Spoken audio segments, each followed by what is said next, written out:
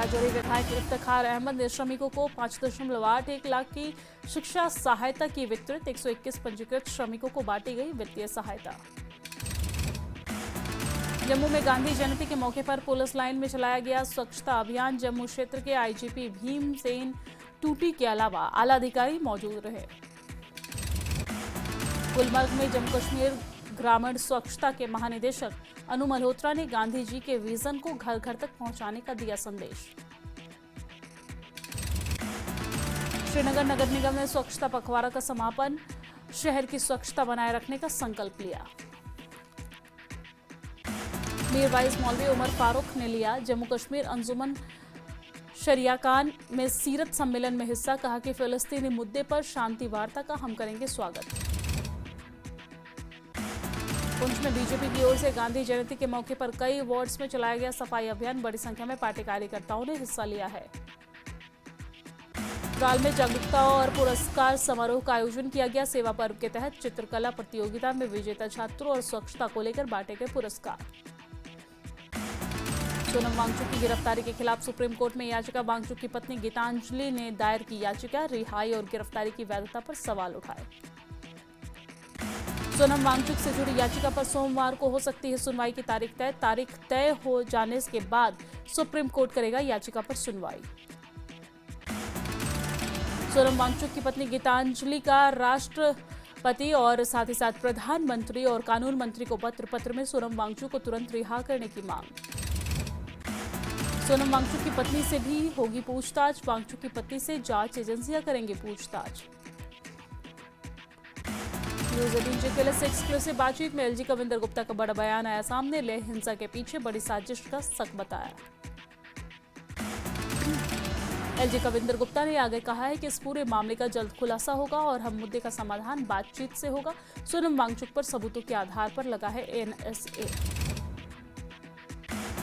लेह में आज भी इंटरनेट सेवा बंद। कर्फ्यू में भी दी गई छूट। सुबह 10 बजे से शाम 6 बजे तक खुले रहेंगे दुकानें और बाजार। लेह हिंसा के बाद कर्फ्यू में ढील से लोगों को राहत। बाजार खुलने से लोग कर रहे हैं जरूरी सामान की खरीदारी। बीएसएफ हेडक्वार्टर कश्मीर में धूमधाम से मनाया गया दशहरा उत्सव। राम जी के भजनों पर झूमे लोग।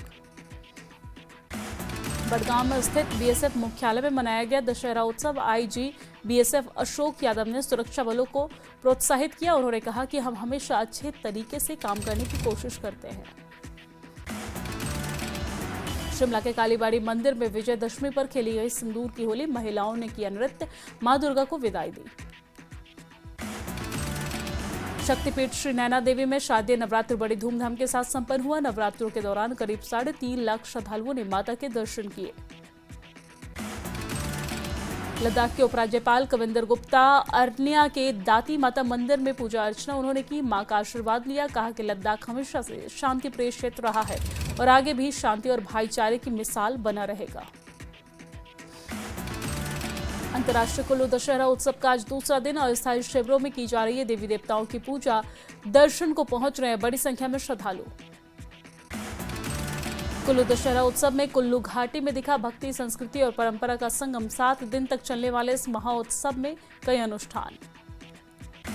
अंतर्राष्ट्रीय कुल्लू दशहरा उत्सव के दूसरे दिन भगवान रघुनाथ के मुख्य छड़ी बरदार महेश्वर सिंह ने की पूजा और अस्थायी शिविरों में हो रही है भगवान रघुनाथ की विधिवत पूजा अर्चना।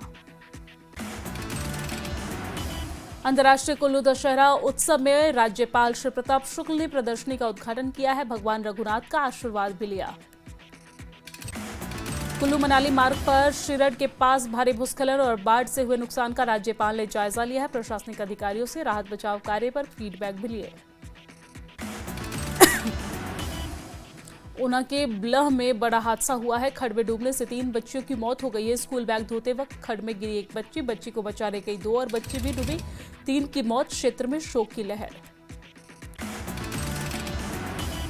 ऊना में खड्ड में डूबने से 3 बच्चियों की मौत पर सीएम सुक्खू ने दुख जताया। एक्स पर पोस्ट करते हुए लिखा, हादसे का समाचार अत्यंत दुखद और पीड़ादायक।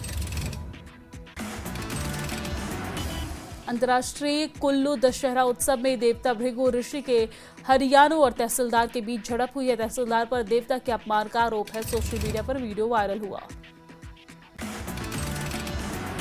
तहसीलदार हरि सिंह यादव के माफी मांगने के बाद मामला शांत हुआ। प्रशासन ने शुद्धिकरण का खर्चा देने का भरोसा दिलाया है। ऊना के ब्लह क्षेत्र में खड्ड में डूबने से 3 मासूम बेटियों की मौत पर डिप्टी सीएम मुकेश अग्निहोत्री ने दुख जताया है। कहा, शोकाकुल परिवार को इस असहनीय दुख को सहने की शांति प्रदान करे ईश्वर। हिमाचल में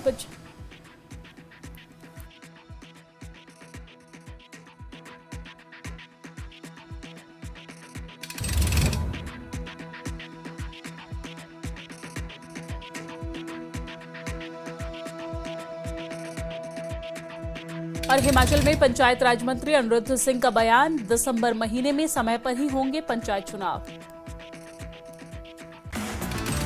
सोलन ऑटो यूनियन के प्रतिनिधि ने की उपायुक्त मनमोहन शर्मा से मुलाकात। 4 लेन के चलते बंद हुए ऑटो स्टैंड की जगह स्टैंड्स बनाने की मांग की जा रही है।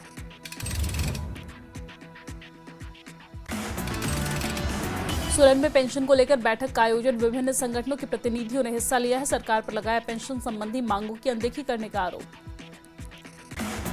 चंबा के चूरा क्षेत्र में बड़ा हादसा, चांजू से चंबा जा रही निजी बस खल्ली के पास सड़क धंसने से लटकी।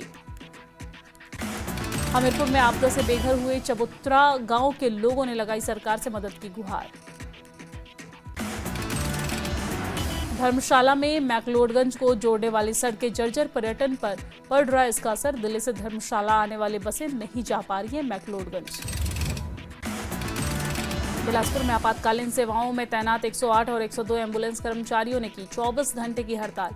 न्यूनतम वेतन समेत कई मांगों को लेकर हड़ताल पर कर्मचारी। मंडी के डाडौर में 12 करोड़ की लागत से बनेगा फ्लाईओवर, 700 मीटर होगी फ्लाईओवर की लंबाई, जल्द जारी किया जाएगा टेंडर।